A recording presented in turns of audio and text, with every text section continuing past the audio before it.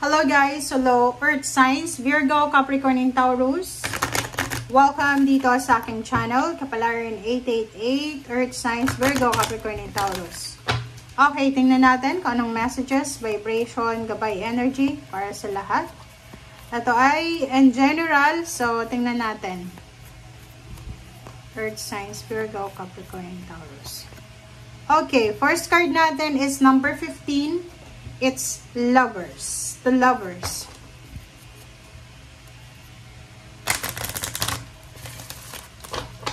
The Lovers.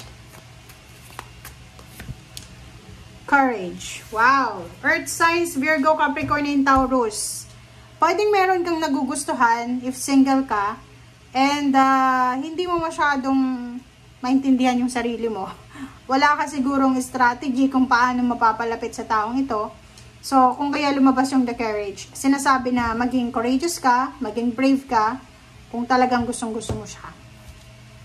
Pwede din na relationship, pwedeng yung relationship, hindi na masyadong medyo fiery, parang medyo nalulusaw na yung init sa relationship. And dito sinasabi ng barahan na, siguro kung talagang gusto mo pang ipaglaban yung relationship na to, maging courageous ka, maging matatag ka na ipaglaban ito. So, alin ka ba dyan? Comment down below.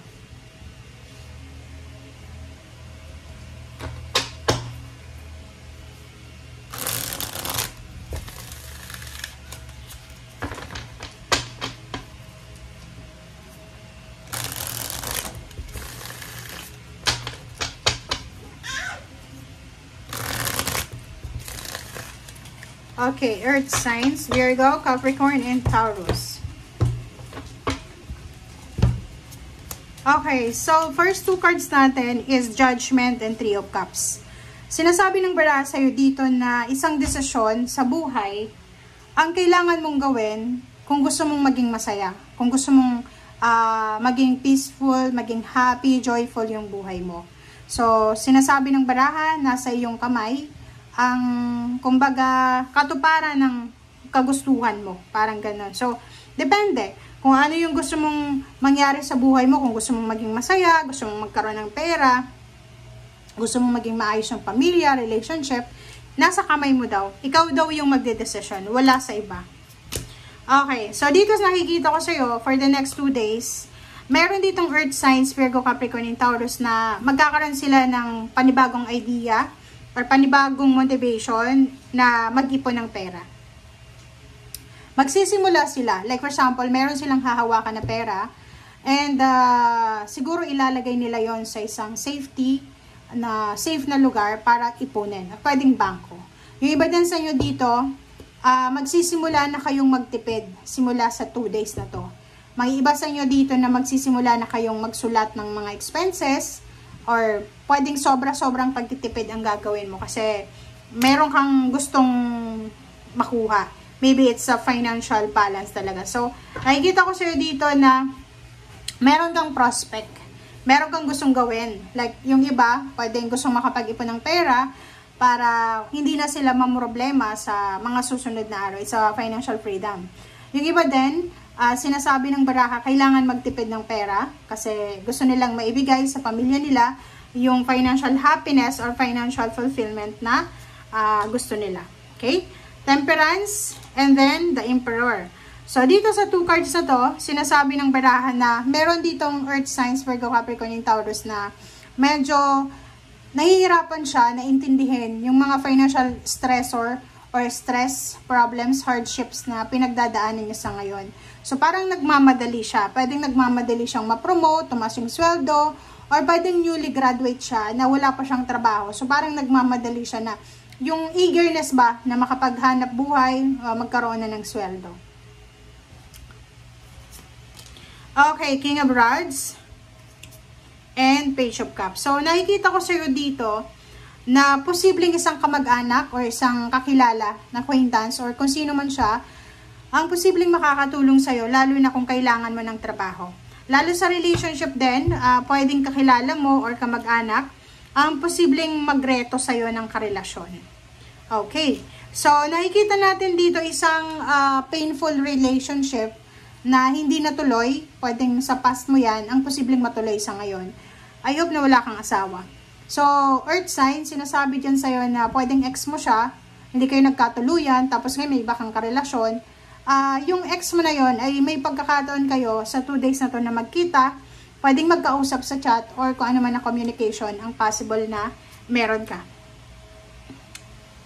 Okay, karma. So, sinasabi ng bara sa'yo dito, earth signs, na kailangan mo daw na isipin na lahat ng ginagawa natin sa mundong ito ay nakasulat yan.